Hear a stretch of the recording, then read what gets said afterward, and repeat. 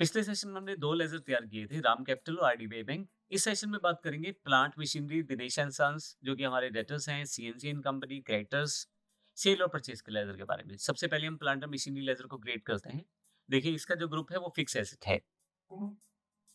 तो आपके पास gateway of tally यहाँ पे अवेलेबल है, ये मैं क्रिएट पे चला जाता हूँ और अकाउंटिंग मास्टर्स में जाके लेज़र पे आपके पास लेज़र क्रिएशन स्क्रीन अवेलेबल हो जाएगी। यहाँ से हमें अब जो नेक्स्ट लेज़र क्रिएट करना है, अगला जो हमारा लेज़र है वो प्लांट एंड मशीनरी है जो हमारा फिक्स एसेट है और इसका जो अमाउंट है वो 40,000 रुपए है बैलेंस।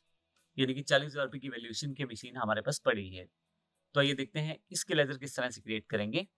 तो सबसे पहले मैं यहाँ पे प्लांट एंड मशीनरी जो मेरा लेज़र है वो क्रिएट कर लेता हूँ। उसका नाम एलियास में आप कोई भी अलग नाम भी दे सकते हैं ताकि आप इसे पहचान सकें, यानी कि एक तरह से जैसे निक नेम होता है उसी तरह से एलियास नाम होता है, आप उसे यहाँ डिफाइन कर सकते हैं। मैं इसे अभी खाली छोड़ देता हूँ। फिर से अंडर कौन सा ग्रुप है यहाँ से, अब देखिए यहाँ पे काफ़ी सारे ग्रुप्स हैं, तो मैं यहाँ टाइप भी कर सकता हूँ। जैसे ही एफ टाइप करता हूँ तो फिक्स एसेट का ग्रुप मेरे पास आ जाता है। मैं यहाँ क्लिक करके सिलेक्ट कर लेता हूँ। इसे प्लांट एंड मशीनरी रहने देते हैं। एड्रेस नॉर्मल हम वही रखेंगे। स्टेट आपके पास डिफाइन नॉट एप्लीकेबल है यहाँ पे। कंट्री, पिन कोड अगर आप डालना चाहें तो डाल सकते हैं, लेकिन अभी ये डिफ़ॉल्ट है। मैं इसमें कुछ भी चेंजेस नहीं कर रहा हूँ। और फाइनली जो इसका बैलेंस था वो मैं यहाँ से दिखा देता हूँ, 40,000 रुपए जो इसका क्रेडिट वैल्यू थी और ये डेबिट वैल्यू है क्योंकि ये हमारा एसेट अकाउंट है। तो आप देखेंगे प्लांट एंड मशीनरी का अकाउंट मैं इस तरह से क्रिएट कर सकता हूँ और लेज़र बनाने के बाद मुझे यहाँ एक्सेप्ट करना है। अगर मैं यहाँ नो कर दूँगा तो उसी स्क्रीन पे रहने वाला हूँ मैं। अभी आगे टैली ने उसे फाइनलाइज़ नहीं किया है उस लेज़र को, तो आप देखेंगे दोबारा से ऑप्शन आपके सामने वही वाले आने शुरू हो गए हैं। आप बारी-बारी से सिलेक्ट करते चले जाएँ और जो चेंजेज़ आप करना चाहते हैं वो चेंज करके फाइनली फिर से एक्सेप्ट कर दें। मैं येस कर देता हूँ तो मेरे पास ये लेज़र क्रिएट हो चुका है। नेक्स्ट जो मेरे पास लेज़र है वो दिनेश एंड सन्स है। ये हमारे डेटर्स हैं, हमने इनको माल बेचा हुआ है 15,000 रुपए का। जो इनका पहला बैलेंस है वो 15,000 रुपए इस वक़्त स्टैंडिंग है। तो मुझे यहाँ पे दिनेश एंड सन्स जो है डेटर्स ग्रुप के अंतर्गत क्रिएट करना है लेज़र। तो आइए देखते हैं ये कैसे करेंगे। तो लेज़र क्रिएशन स्क्रीन पे मुझे नेम में दिनेश एंड सन्स टाइप करना है जो हमारे डेटर्स हैं। अंडर अब मुझे ग्रुप की जानकारी देनी है, तो मुझे पता है ये हमारे सन्डी डेटर्स हैं। तो आपके पास काफ़ी सारे ग्रुप यहाँ पे आ रहे हैं, लेकिन अगर मैं एस टाइप करूँ तो एस से रिलेटेड जितने भी ग्रुप हैं वो सभी सिलेक्ट हो जाएँगे। नीचे की तरफ अगर आप देखें तो हल्के से ब्लू रंग में हो गए हैं। तो यहाँ से मैं सन्डी डेटर चूज़ कर सकता हूँ और मैं डायरेक्टली माउस से क्लिक करके भी चूज़ कर सकता हूँ। अब एंटर करता हूँ तो सन्डी डेटर्स आ जाएँगे। Maintain bills, maintain balances bill bye bill, मैं येस या नो अभी कुछ भी कर दूँ, लेकिन बाद में इन ऑप्शन को समझेंगे बारी-बारी से। अभी मैं इसे नो ही रहने देता हूँ यहाँ से। नाम और फिर उसका एड्रेस, प्रॉपर एड्रेस अब यहाँ सबमिट कर दें उसका। मैं यहाँ पे स्टेट डिफाइन कर देता हूँ और जो पिन कोड है उसका वो डिफाइन कर देता हूँ। काइंडली अगर उसकी बैंकिंग डिटेल्स मेरे पास अवेलेबल है तो वो, और उसकी पैन कार्ड या आईटी नंबर मेरे पास है तो वो। हम जब भी किसी हम जब भी किसी पार्टी का अकाउंट बनाते हैं और अभी हमने जीएसटी से रिलेटेड इन्फॉर्मेशन नहीं प्राप्त की है, जीएसटी से रिलेटेड हमें लेक्चर्स आने वाले सेक्शन में पढ़ने वाले हैं। तो अभी बेसिक डिटेल, एक बेसिक एग्जांपल मैं आपको समझाना चाह रहा हूँ।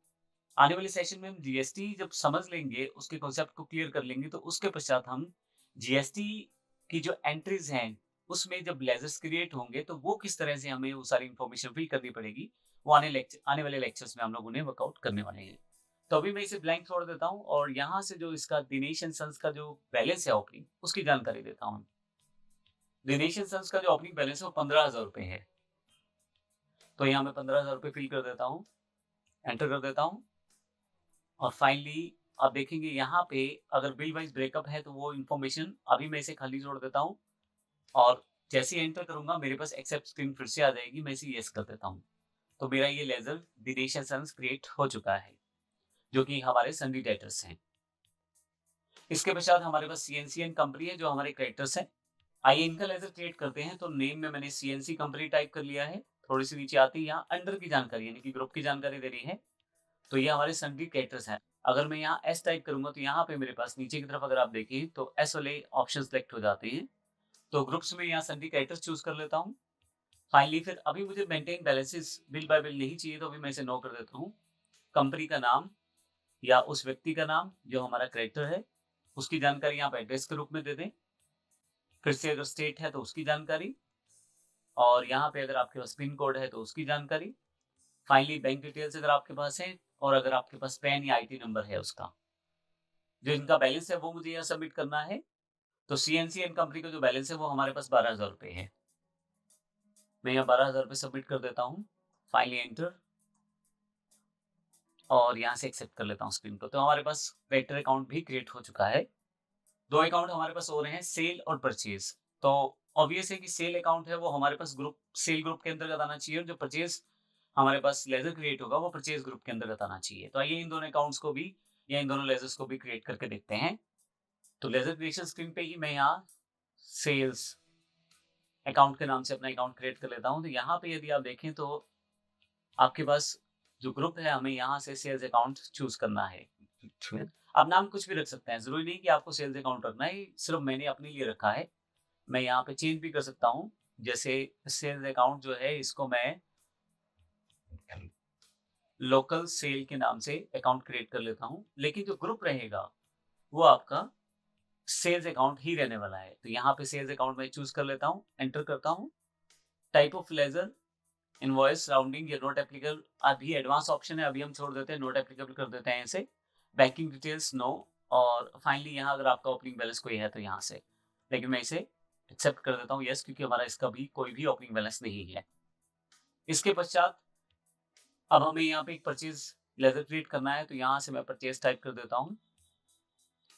फिर से आप नाम कुछ भी रख सकते हैं, तो यहाँ पे मैं लोकल परचेज़ कर देता हूँ, एंटर। क्योंकि ये हमारा जो लेज़र है वो परचेज़ ग्रुप के अंतर्गत ही आना चाहिए, तो यहाँ से मैं परचेज़ अकाउंट्स का ग्रुप सेलेक्ट कर लेता हूँ, फिर से एंटर। यहाँ से नोट एप्लीकेबल करते हुए बैंकिंग डिटेल्स नहीं है, फाइनली ओपनिंग बैलेंस भी इसका कुछ नहीं है और यहाँ एक्सेप्ट कर लेता हूँ। तो ये मेरे पास सारे के सारे लेज़र क्रिएट हो जाते हैं। तो इस तरह से हमने देखा किस प्रकार से हम बेसिक लेज़र्स को क्रिएट कर सकते हैं। मैं आपको फिर से बता दूँ, क्योंकि अभी लगभग जितना भी बिज़नेस है वो जीएसटी बेस्ड हो गया है, तो जीएसटी के साथ ही हमें एंट्रीज़ करनी पड़ेंगी, जो आने वाले सेशन में हम देखेंगे कि किस प्रकार से जीएसटी को समझने के बाद इन सब अकाउंट्स को दोबारा रिक्रिएट करके देखेंगे जीएसटी पैटर्न के साथ।